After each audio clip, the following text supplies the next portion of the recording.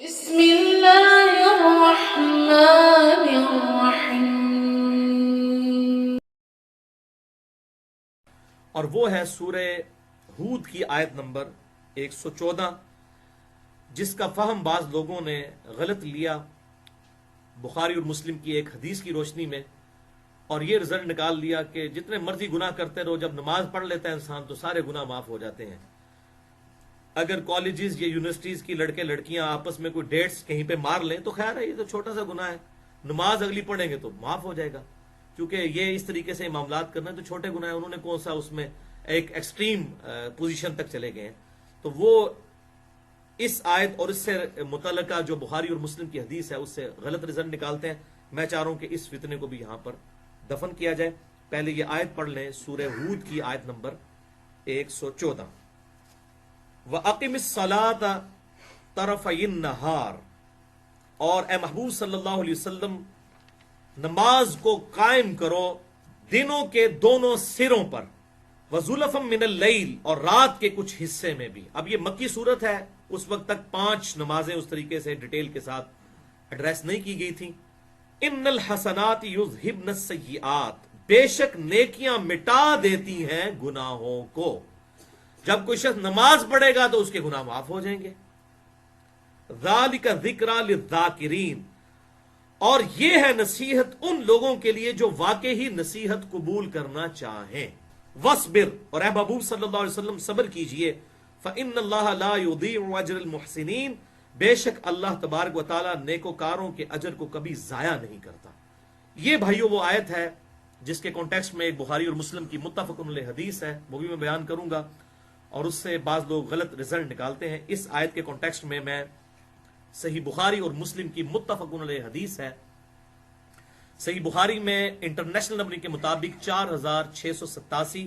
صحیح مسلم میں 7001 نمبر یہ حدیث ہے، اور صحیح مسلم کا جو طرق ہے 7004 نمبر، اس میں بڑی ڈیٹیل کے ساتھ یہ حدیث ہے۔ ایک صحابی آپ صلی اللہ علیہ وسلم کی خدمت میں حاضر ہوئے اور انہوں نے کہا، یا رسول اللہ صلی اللہ علیہ وسلم، آج مدینہ شہر کے کنارے پر میں نے ایک عورت کو گلے لگایا، نامحرم عورت کو، کسی اجنبی عورت کو، اور اس کے ساتھ میں نے خوب طبع آزمائی کی، صرف میں نے اس کے ساتھ انٹر کورس نہیں کیا، یعنی اس زواجی تعلق جو ہوتا ہے وہ قائم نہیں کیا، باقی میں نے سب کچھ اس کے ساتھ کیا ہے، تو اب مجھے بتائیے میرے لیے کیا سزا ہے۔ شریف النفس لوگ تھے، غلطی کر کے ان کو شرمندگی ہوتی تھی، اور گناہ پر شرمندگی ہی خود توبہ کی نشانی ہے۔ تو آپ صلی اللہ علیہ وسلم کے سامنے جب اس نے یہ بات کی تو سیدنا عمر جلالی طبیعت والے وہاں پر موجود تھے رضی اللہ تعالیٰ عنہ، انہوں نے کہا کہ بھائی جب اللہ نے تیرا پردہ رکھا تھا تو نے ضرور اپنا پردہ چاک کرنا تھا، توبہ طائب کر لیتا، لیکن آپ صلی اللہ علیہ وسلم خاموش رہے، یہاں تک کہ وہ شخص وہاں سے اٹھا اور چلا گیا۔ اور خاموشی آپ پر کیوں طاری ہوتی تھی؟ ایسے موقع پر آپ صلی اللہ علیہ وسلم وحی کا انتظار کرتے تھے۔ جب وہ چلا گیا تو پھر آپ صلی اللہ علیہ وسلم نے تھوڑی دیر بعد خاموشی اپنی توڑی اور فرمایا کہ وہ جو شخص یہاں پر سوال کرنے آیا تھا اس کو بلاؤ۔ تو ایک صحابی پیچھے سے گئے اور ان کو بلا کر لائے، آپ صلی اللہ علیہ وسلم کی خدمت میں حاضر ہوئے، تو پھر آپ صلی اللہ علیہ وسلم نے اس گناہ کے اعتبار سے توبہ کے لیے آپ صلی اللہ علیہ وسلم نے سورہ ہود کی یہ آیت مبارکہ تلاوت کی اور اس کو ایمفسائز کیا کہ تم نماز پڑھو، اللہ تعالیٰ تمہارے اس گناہ کو معاف کر دے گا، اور اس کے ثبوت میں آپ صلی اللہ علیہ وسلم نے یہی آیت تلاوت کی۔ اس سے یہ بات پتہ چلی کہ آپ صلی اللہ علیہ وسلم بھی اپنی بات کی دلیل میں کتاب اللہ سے آیت پیش کیا کرتے تھے، وہی آیت وَأَقِمِ الصَّلَاةَ طَرَفَيِ النَّهَارِ وَزُلَفًا مِّنَ اللَّيْلِ، نماز کو قائم رکھو دن کے دونوں کناروں پر اور رات کے حصے میں، اِنَّ الْحَسَنَاتِ يُذْهِبْنَ السَّيِّئَاتِ، بے شک نیکیاں جو ہیں یہ گناہوں کو مٹا دیتی ہیں۔ ذَلِكَ ذِكْرَى لِلذَّاكِرِينَ، اور اس قرآن میں ہے نصیحت ان کے لیے جو واقعی نصیحت قبول کرنا چاہیں۔ تو یہ وہ حدیث تھی۔ اب اس حدیث کا سہارا لیتے ہوئے بعض لوگ غلط رزلٹ نکالتے ہیں۔ اچھا، اس حدیث میں آگے الفاظ پھر بخاری اور مسلم کے یہ ہیں کہ جب اس صحابی کو آپ صلی اللہ علیہ وسلم نے یہ طریقہ تعلیم فرمایا کہ نماز پڑھ تیرا گناہ معاف ہو جائے گا، تو باقی بھی سمجھدار صحابہ تھے، انہوں نے کہا یا رسول اللہ یہ صرف اسی کے لیے ہے خاص، یا اگر کوئی بھی امت میں گناہ کر بیٹھے تو اس کے لیے بھی ہے؟ تو آپ صلی اللہ علیہ وسلم نے فرمایا یہ حکم عام ہے، جس شخص سے بھی گناہ ہو جائے تو نماز اس کے گناہوں کو جو ہے وہ مٹا دے گی، یہ اتنی بڑی نیکی ہے۔ بہرحال اس حوالے سے لوگ کہتے ہیں کہ جس سے یہ بات ثابت ہوئی، چونکہ نیک اعمال جو ہیں گناہوں کو مٹا دیتے ہیں، لیکن صرف صغیرہ گناہوں کو، کبیرہ کو معاف نہیں کیا جاتا جب تک کہ سچی توبہ نہ کر لی جائے۔ تو کہتے ہیں دیکھیں جناب،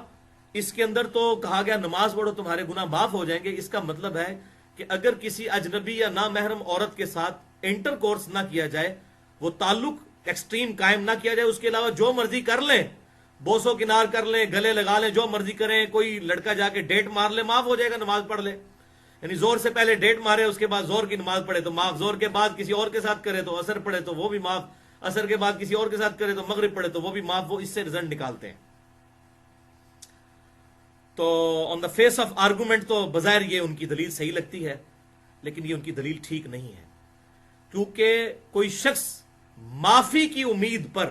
جان بوجھ کر کسی چھوٹے گناہ پر بھی استقامت اختیار کرے تو بذات خود یہ اس کا عمل ہی بغاوت پر مبنی ہے اور یہ خود گناہ کبیرہ ہے۔ تو وہ کہتے ہیں جی یہاں پر چونکہ اس نماز سے گناہ معاف ہو گئے، تو بھائی نماز سے پہلے ہی اس نے اس گناہ کبیرہ سے توبہ بھی کی ہے، شرمندہ تھا نا، تبھی تو آپ کے پاس آیا، یا رسول اللہ مجھے پاک کر دیجئے، مجھ پر حد جاری کیجئے، جو میرا جرم ہے مجھے سزا دیجئے۔ تو شرمندگی خود بخود توبہ ہے، توبہ اس نے پہلے کی ہے، اور بعد میں اس کی تسلی کے لیے بات آئی کہ اگلے نیک اعمال بھی کرو گے تو بالکل کلین واش ہو جاؤ گے۔ اس حوالے سے یہ بالکل غلط رزلٹ ہے، اور آج کل اس ماڈرن دور کے اندر جو یہ آزمائش انٹرنیٹ کی شکل میں اور موبائل فونز کی شکل میں، اور یہ جو بڑے بڑے بینرز بےہودہ عورتوں کے یہ موبائل کمپنیوں نے چوراہوں پر لگا دیے ہیں، میں یہ کہتا ہوں یہ اتنی بڑی بے حیائی کا طوفان بدتمیزی ہے کہ اتنی بڑی آزمائش سے تو صحابہ اکرام کو بھی گزرنا نہیں پڑا، ان پر اور آزمائش آئی قتال کے حوالے سے، لیکن جو بے حیائی کا جو طوفان بدتمیزی جس طریقے سے اس وقت امت کو آزمایا جا رہا ہے، اس کا تو عشر اشیر بھی صحابہ کو نہیں آزمائش میں ڈالا گیا۔ اس زمانے میں کون اس طریقے سے بڑے بڑے پوسٹر یا گھر تک جو ہے وہ ایسے معاملات پہنچ جاتے ہوں گے؟ عورتیں بھی تھی تو وہ بھی پردے کے اندر نکلتی تھی۔ اتنی بڑی آزمائش امت پہ آ پڑی ہے، اور خصوصاً ہمارا جو ماڈرن پڑھا لکھا طبقہ ہے، اور کیا دیندار اور کیا بے دین لوگ، سب کی یہ حالت ہے کہ وہ منگیتر میں اور منکوحہ میں فرق ہی نہیں کرتے۔ یہ دو ٹرم سمجھ لیں، منگیتر تو یہ ہے کہ کہیں پر آپ کی بات چلی اور رشتہ طے پایا، لیکن جب تک نکاح نہیں ہو جاتا جو آفیشل بانڈ ہے اللہ تعالیٰ کی طرف سے، اس وقت تک وہ دونوں نامحرم ہیں۔ صرف بات طے ہو جانے سے یا منگیتر بن جانے سے محرم نہیں بن جائیں گے جب تک نکاح نہیں ہوگا، کیونکہ آفیشل بانڈنگ تو نکاح ہے، اور نکاح کے بعد بھی بس اس معاملے میں اس حد تک ہی آگے بڑھا جا سکتا ہے کہ کوئی فزیکلی علیحدگی کے اندر کوئی معاملہ نہ ہو، کل کو کوئی پھوٹ پڑ گئی اور کوئی ایسا ویسا مسئلہ ہو گیا، کوئی کیس بن گیا، تو کوئی بے حیائی کی تہمت لگ گئی تو اور سے اور معاملہ بگڑ جاتا ہے، اور ایسے واقعات دیکھنے میں آئے ہیں۔ لہذا جب تک رخصتی نہ ہوئی ہو، چاہے کوئی میاں بیوی بھی ہیں، نکاح کے بانڈ میں بھی ہیں، تب بھی وہ علیحدہ میں ملاقات نہ کریں جب تک آفیشل رخصتی نہ ہوئی ہو۔ ویسے ملنے میں کوئی حرج نہیں، منگیتر نہ ہو، منکوہ ہو تو اس میں کوئی حرج نہیں ہے۔ بل اس حوالے سے دوسری حدیث ہے سنن نسائی الکبریٰ کے اندر صحیح سند کے ساتھ کہ آپ صلی اللہ علیہ وسلم نے ارشاد فرمایا، کوئی دو مرد اور عورت کبھی خلوت اختیار نہ کرے، ورنہ اس خلوت میں تیسرا شیطان داخل ہو جاتا ہے۔ اجنبی مرد و عورت خلوت نہیں اختیار کر سکتے۔ تیسری حدیث سنن نسائی کے اندر موجود ہے صحیح سند کے ساتھ، اور یہ حدیث تو کنکلوڈ کرنے والی ہے۔ اب آپ صلی اللہ علیہ وسلم کا مزاج سن لیں۔ سنن نسائی کے اندر یہ حدیث صحیح سند کے ساتھ آپ صلی اللہ علیہ وسلم نے ارشاد فرمایا، جو عورت خوشبو لگا کر گھر سے باہر نکلتی ہے لوگوں کو اٹریکٹ کرنے کے لیے، تو ایسی عورت زانیہ ہے، اس نے زنا کیا۔ اچھا مجھے بتائیں، جو عورت خوشبو لگا کر گھر سے باہر نکلے وہ تو ہے زانیہ، اور جو چہرہ اور بال کھور کر باہر نکلے وہ زانیہ نہیں ہے؟ عقل کام کرتی بھائی آپ کی، مزاج کو سمجھیں۔ یہ تو اسی طریقے سے جو قرآن پاک میں آیا کہ ماں باپ کو اف تک مت کہو، تو کیا مطلب ہے کہ اف نہ کہو، گالی دے لو، بے شک مار بھی لو، تو کہا جائے گا نہیں بھائی اف کہنے سے جب منع کیا گیا تو یہ باقی چیزیں تو بہت بڑی ہیں۔ تو یہ جو سنن نسائی کی حدیث ہے کہ خوشبو لگا کے جو عورت گھر سے باہر نکلے تو وہ زانیہ ہے، اور جو چہرہ اور سر کے بال کھول کر نکلتی ہے اور دوپٹہ بھی لیا ہوا ہے تو صرف برکت کے لیے، سائیڈ پہ صرف بتانے کے لیے کہ میں مسلمان ہوں، سامنے بال اسی طریقے سے نکلے ہوئے ہیں، تو اس عورت کے اوپر فتویٰ نہیں، بدرجہ اولا اس کے اوپر یہ فتویٰ لگے گا آپ صلی اللہ علیہ وسلم کا میرے ساتھ کسی کو لڑنے کی ضرورت نہیں ہے۔ آپ صلی اللہ علیہ وسلم نے اپنا مزاج بتا دیا۔ چوتھی حدیث بڑی خطرناک روایت ہے، یہ صحیح سند کے ساتھ،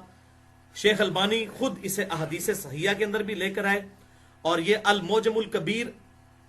الطبرانی کے اندر صحیح سند کے ساتھ یہ حدیث موجود ہے۔ بڑی کریٹیکل حدیث ہے، میں اس کا نمبر بھی بتا دیتا ہوں، جلد 20 ہے اور صفحہ ہے اس کا 212 اور انٹرنیشنل نمبر ہے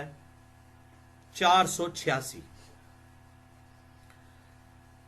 یہ چھوٹی چھوٹی جلدیں جو مکتبۃ الشاملہ کے اندر موجود ہیں اس اعتبار سے ہے، ورنہ انٹرنیشنل نمبر یاد رکھیں 486 اس کا نمبر ہے، کہ آپ صلی اللہ علیہ وسلم نے ارشاد فرمایا کہ کوئی شخص کسی نامحرم عورت کو ہاتھ لگائے، جسٹ ٹچ کرے۔ اب وہ حدیث مسلم شریف کی کہ اس نے گلے لگا لیا اور سارا کچھ کیا سوائے انٹر کورس کے، اس کو اب اس سے ریلیٹ کرنا ہے۔